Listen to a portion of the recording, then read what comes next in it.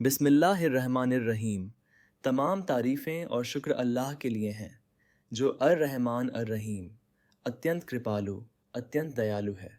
वह जिसने हमें कुछ भी नहीं से पैदा किया, हमें अनगिनत एहसानों से नवाजा और हमारे अस्तित्व के हर पल हम पर अपनी दया बरसाता रहता है। हम उसके धन्य नाम से शुरू करते हैं, उसकी रहनुमाई, उसकी दया और उसके अनंत अनुग्रह की तलाश करते हैं। ला हौला वला कुव्वता इल्ला बिल्लाह।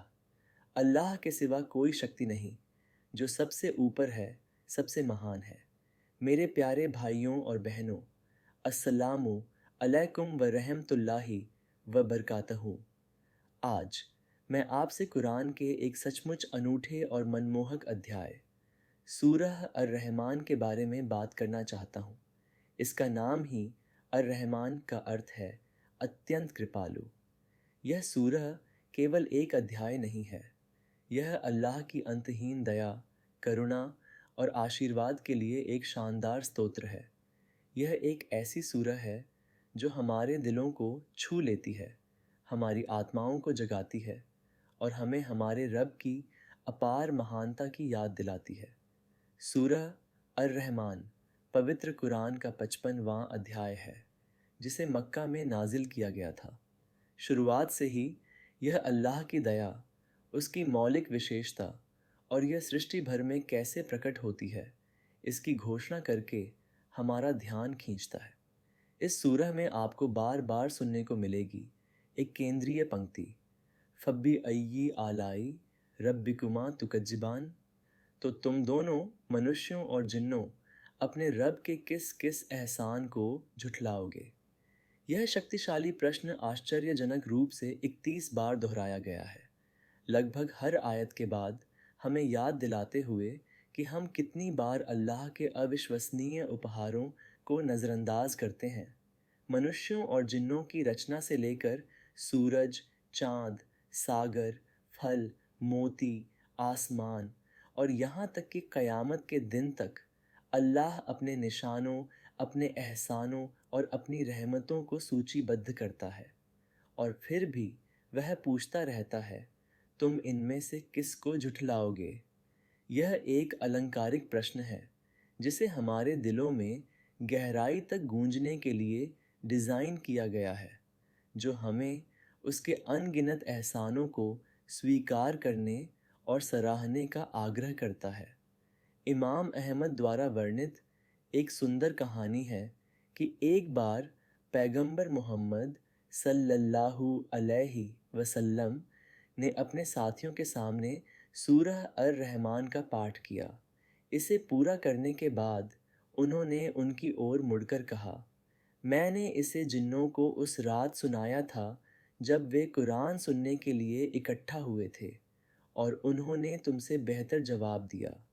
हर बार जब मैंने आयत फब्बी अय्यी आलाई रब्बिकुमा तुकज्जिबान का पाठ किया, तो उन्होंने जवाब दिया, हम आपके किसी भी एहसान को नहीं झुठलाते। हमारे रब सुभान अल्लाह, जिन्होंने भी अल्लाह के आशीर्वाद को बिना किसी हिचकिचाहट के स्वीकार किया, जबकि हम अक्सर लापरवाही में जीते हैं। यह हदीस हमें इस सूरह पर केवल सुनने के बजाय जवाब देने की शिक्षा देती है।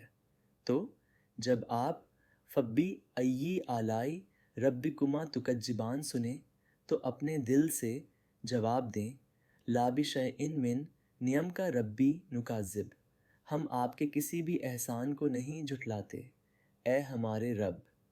सूरह अर-रहमान में कोई कहानियाँ नहीं हैं, लेकिन गहन संदेश हैं सूरह अल-कहफ जैसी सूरह के विपरीत, जिनमें विस्तृत कथाएं होती हैं।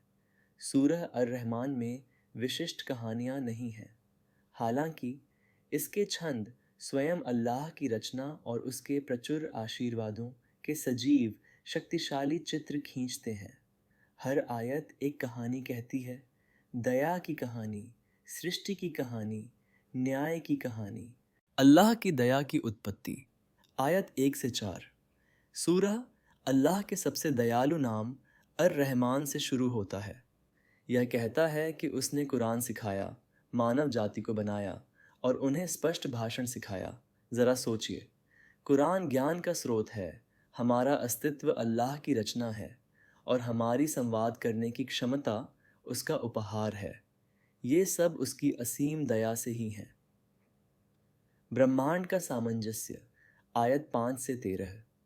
ये आयतें सूर्य और चंद्रमा की गति, सितारों और पेड़ों का सजदा और स्वर्ग को पूर्ण संतुलन में उठाने के बारे में बताती हैं। सब कुछ पूर्ण संतुलन में है। हमें भी इस संतुलन को बनाए रखने और न्याय में उल्लंघन न करने का निर्देश दिया गया है। इस शानदार ब्रह्मांड में व्यवस्था को देखकर हम अल्लाह के एहसानों को कैसे झुठला सकते हैं। मनुष्यों और जिन्नों की रचना, आयत 14 से 25। अल्लाह ने मनुष्यों को मिट्टी के बर्तनों की तरह बजने वाली मिट्टी से बनाया और जिन्नों को आग की लपटों से बनाया। फिर यह वर्णन करता है कि कैसे दो समुद्र मिलते हैं, फिर भी उनके बीच एक बाधा होती है जिसे वे पार नहीं करते। ये सब हमारे रब की शक्ति और नियंत्रण के निशान हैं। पृथ्वी पर आशीर्वाद, आयत 26 से 30। ये आयतें हमें याद दिलाती हैं कि अल्लाह के मुख के सिवा पृथ्वी पर सब कुछ नष्ट हो जाएगा। हर पल वह किसी न किसी काम में लगा रहता है। फिर यह हमारे चारों ओर के आशीर्वादों का विवरण देता है। फल, खजूर के पेड़, सुगंधित पौधे और समुद्र से मिलने वाले मोती और मूंगा। हम इन इनाम को कैसे झुठला सकते हैं। न्याय और प्रतिफल, आयत 32 से 45। सूरह फिर कयामत के दिन की ओर बढ़ता है, यह बताते हुए कि मनुष्यों और जिन्नों के पापों का हिसाब कैसे लिया जाएगा। यह जहन्नम का एक कठोर विवरण प्रदान करता है, जहां पापियों को उनके निशानों से पहचाना जाएगा और उनकी लटों और पैरों से पकड़ा जाएगा। यह एक गंभीर चेतावनी है।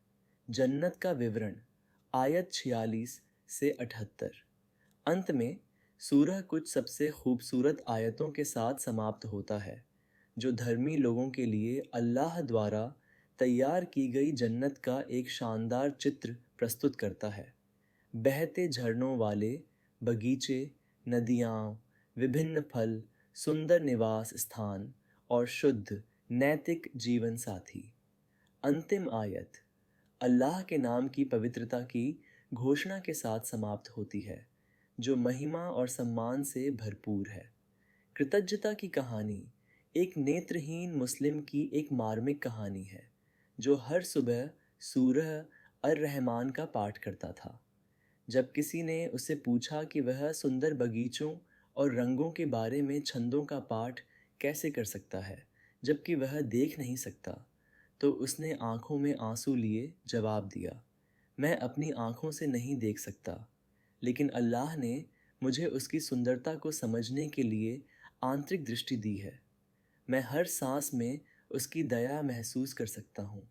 पानी की हर बूंद में उसके आशीर्वाद का स्वाद ले सकता हूँ और हर धड़कन में उसके प्यार को महसूस कर सकता हूँ।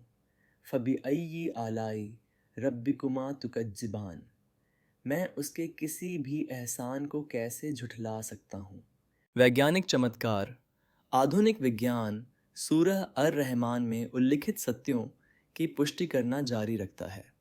जब ये दो समुद्रों की बात करता है जो आपस में नहीं मिलते, तो अब हम समुद्र विज्ञान में हेलोक्लाइंस और थर्मोक्लाइंस को समझते हैं।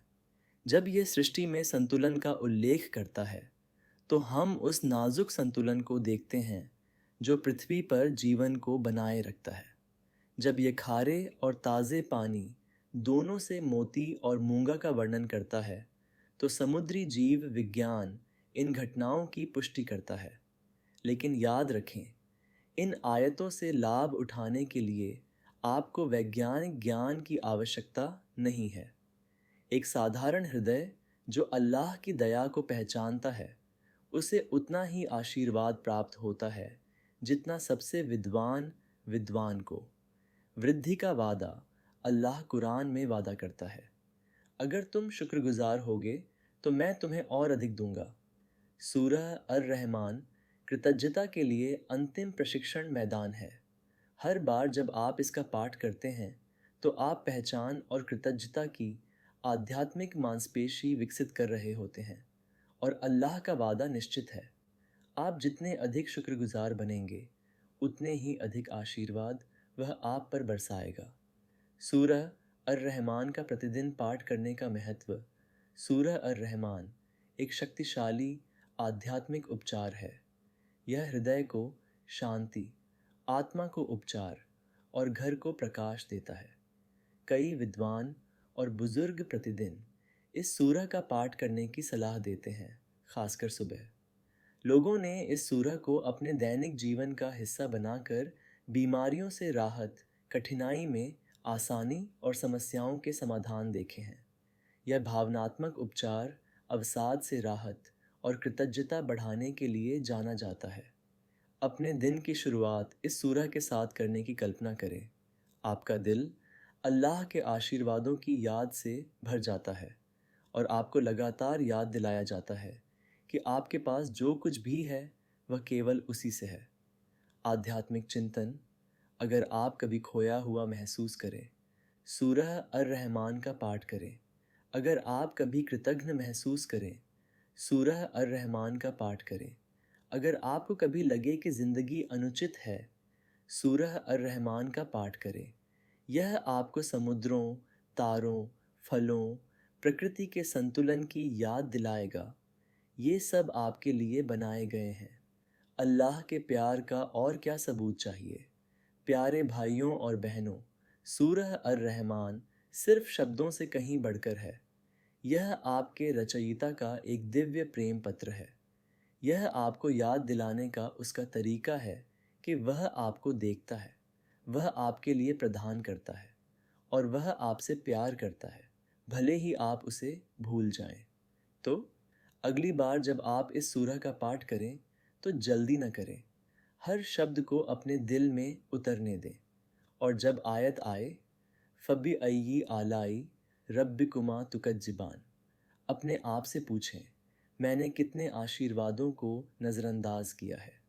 तमाम तारीफ़ें अल्लाह के लिए हैं, वह जिसने कुरान सिखाया, मानव जाति को बनाया और उसे व्यक्त करना सिखाया। अल्लाह हमें उन लोगों में से बनाए जो उसके आशीर्वादों को पहचानते हैं, उसकी दया को याद करते हैं और कृतज्ञता से भरे दिलों के साथ उसकी पुकार का जवाब देते हैं। आमीन। इस वीडियो को अपने दोस्तों, परिवार और अन्य लोगों के साथ साझा करें ताकि यह सुंदर ज्ञान अधिक लोगों तक पहुंच सके। साथ ही हमें टिप्पणियों में बताएं कि आप भविष्य के वीडियो में किन विषयों को कवर करना चाहते हैं।